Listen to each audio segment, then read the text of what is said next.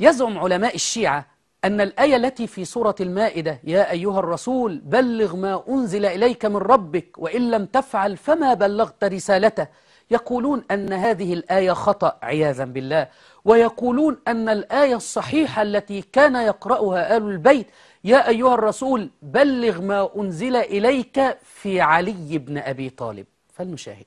إذا ذهبنا إلى الآية 67 من سورة المائدة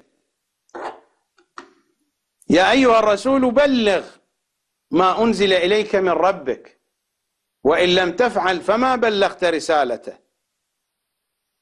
نحن نعرفها، وفي رواياتنا وفي قراءة أهل البيت بلغ ما أنزل إليك في علي من ربك.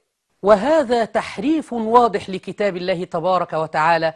قال تعالى إنا نحن نزلنا الذكر وإنا له لحافظون.